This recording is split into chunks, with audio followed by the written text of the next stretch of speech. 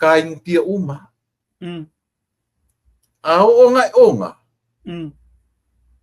ai fapenga oil poko ho char malase mea so le ka kulangonga ni o Phoenix te se nga fo me na tele si male fa tama le la le na fa tu la tala e taula na tama male maltina e o ila ile me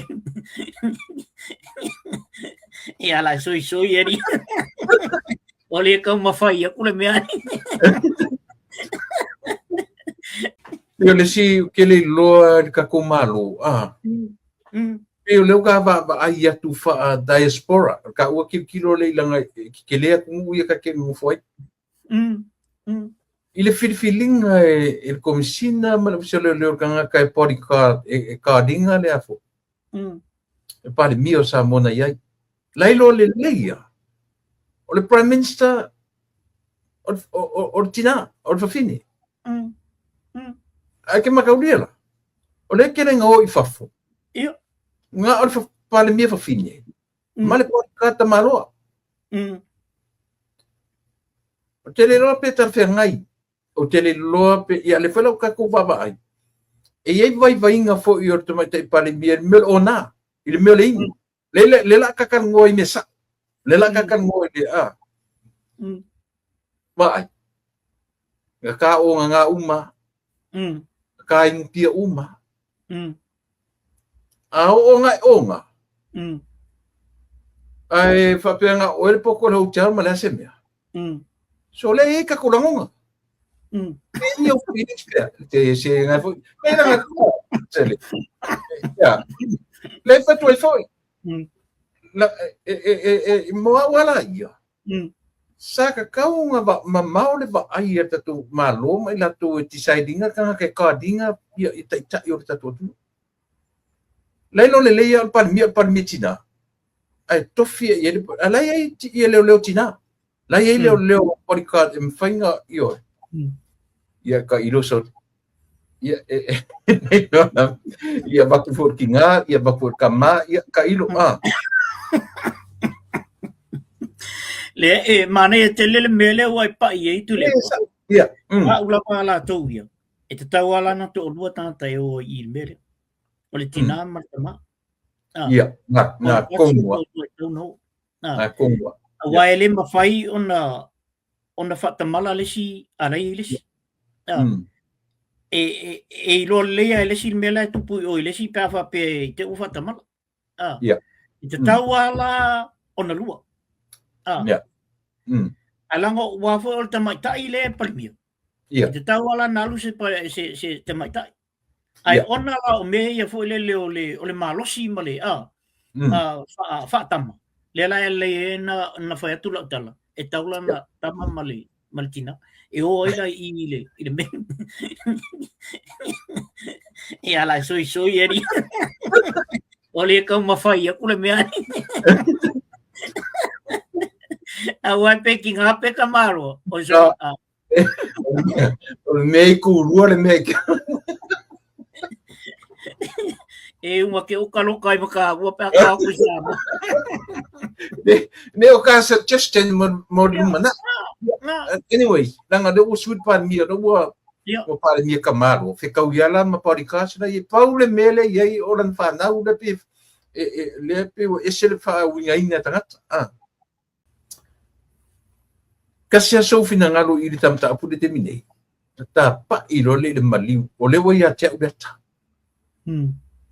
o re tamta i o pali sia fikeo la mata tu le e tele a fo indiata ita if you fight ya ia ala so fina ngalo muri ta apu de te terminei i ta me i lo le i ta apu famun tu le pole o le confuse le o i tangata umal te mini.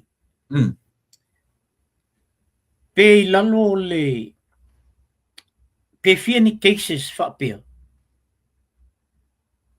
Ua turpo mani cases na whaia uma. O le confuse la le iei. ai se ala le mena lai ona le ingi cases te tele whapea na tue tolpo whapea le launga o le whai. Ma le case lea.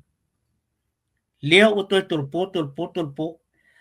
Between la i le taimile nei, i le taimile la alau ai le unga. O le ala le mele la atupo le unga tonu. O ani faufaunga o iei te tonu le unga tonu. Ele la jit. O le mole mau tutu wa lea wa le fta maliwa tni. O ai la lisi moli mau le wa fika el mele. Ia na no fa pena tutu lepa. E te le tau alwa le ngi veske kau mafu fa el mele le tonu le vale. Ale me o fa ma vai ile ale me o ala ona le to e na sau fa mtalanga wa ole wa le to involve le to involve le ia le fam sino le ile im tau pula alisi. Wa yesa me o ma wa ilo el fam sino. Po wa musumusuina ele ngango le li eli.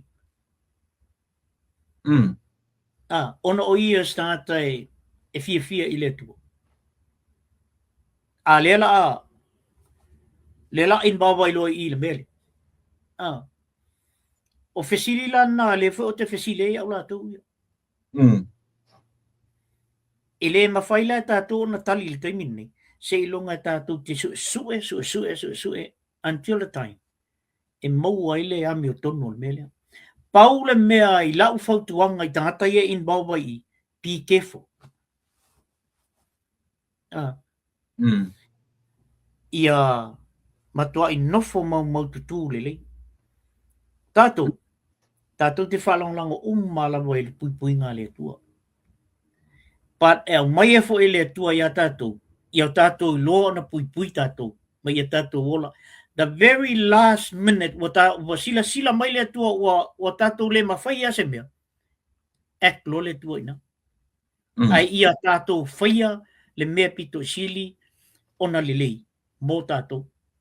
Male malo sa mo. Awala tato te whaia te ngā tala lea oe se pui amba koe le kua. E sa. E pui le tua. A sila mai le tua e te leo tau ma whai o i e whai se mea mwhai ona pui o. Ia ona le rola e le pola le unga o i tato.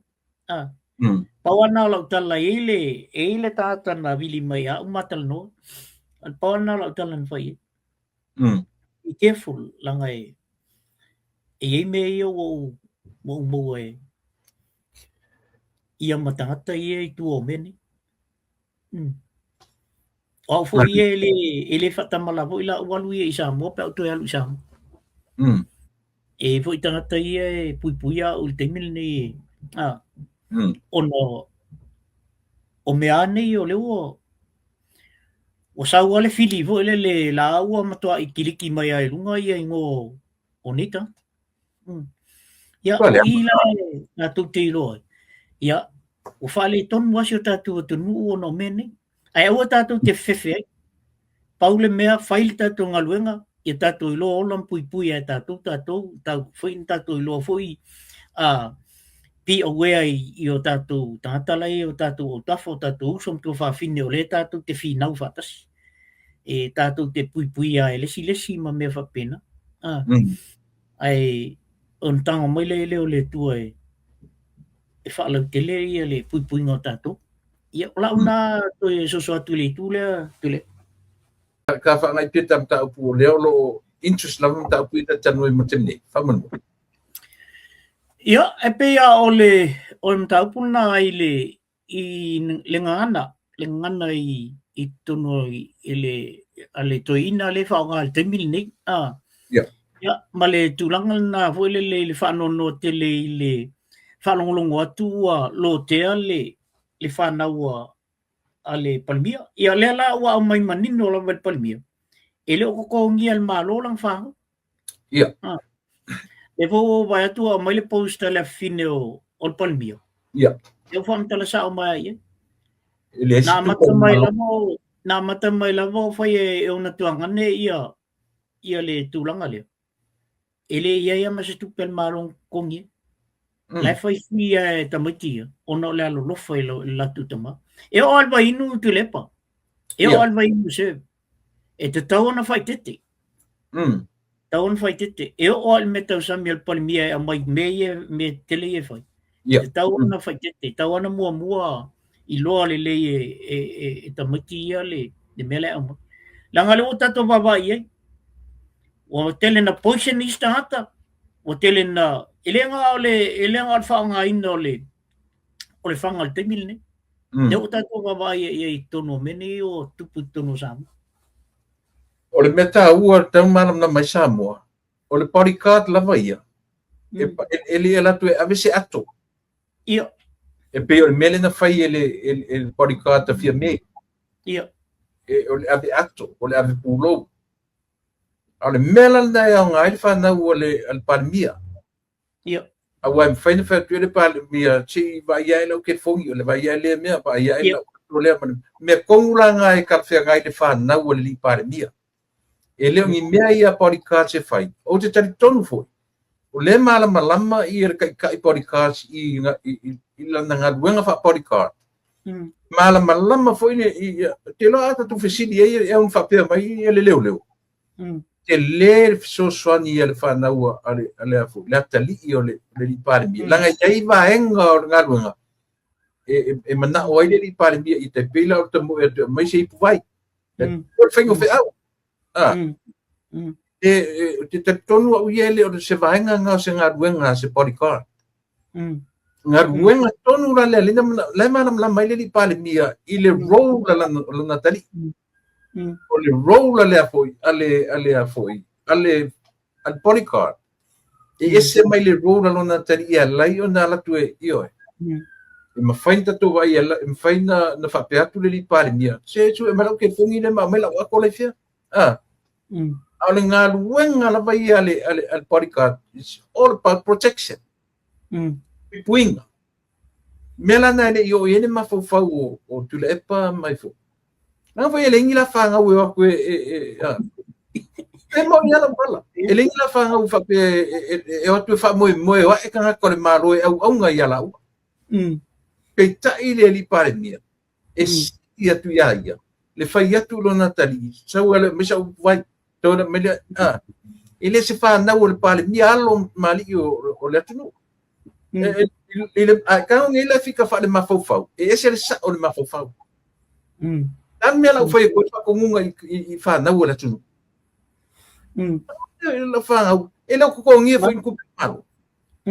E al watu ale bodyguard ia fai la na ruenga fa leo nana ele o singa ruenga ale bodyguard le la tore abel atole ale mia pe tu mal fa ma o malanga e suda pai ia fa na o le pania ia ale le kongia le o mangingo mai ama mai ele to ngia alo le pania farungrong la por kala meli se ori le so le so kile lo ale ka por kala mela u kamale malanga wole le o i fu le si la wole le o mai fia oka so le o kile lo fa makala so ri ko ngaka so la mele o lo le malo o su e pa pe o ga ko ke fa mai o la ko kongi o le o ngana mai e o fo ia ile malanga na abe ele kongi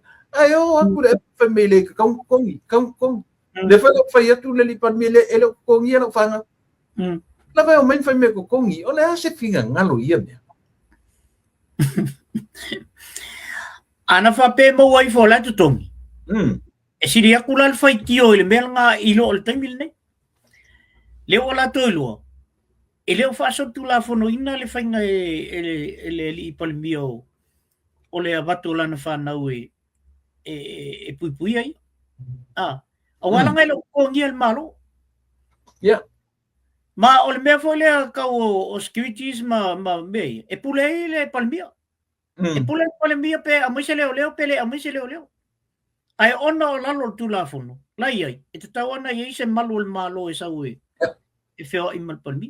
A ola i me o vai o me tau sami mena. Lela o me la ngal whanga ua. Yeah. Nga kongua. E o vai. Mau e au mai. E tan tonu ina fo ila i palmia le mele ama i anai. E tūlanga tonu alna. Pai, whalua ana o spot ingai nei ia stamale ana na porikat mai ia fia me. Na ia le matu le fatasinga na fai i lesi vai mea nai o isafo. Alua kwa le porikat o akwa male amka vale lengo aku ku ia fia me o aluro e o mai fola mea wa fiu e whakali ngā alur ka ko ngu moli fia me ile me ave ia Sure. nga ko o kia e moli ai ma to mai ma fo ai sa loia ia la kambale ma ke le ai e sa lo la kambale fa mai o ke pole le o le mol o fa so a fe mo ia lulu ai mai fia me so o le ia fiu fa ka o fa si ia fe fa ni me fa penga o ko ka malo ai o mai o ka wika fo le ia fa ko ia o le ka man ia sa lo mo sia o la ka ma e o ba ko ka ba o e le o ma ko ai lo fa o ke pole le la o le mo le si mea na fai foi i le fale o le malo alwa ka ko ka ma ngofo mai o ngofo ale ngofo mai o ia fiame o fa pe ai la ku le ni silo nga bakua ia ia la ku le ya ku mai ku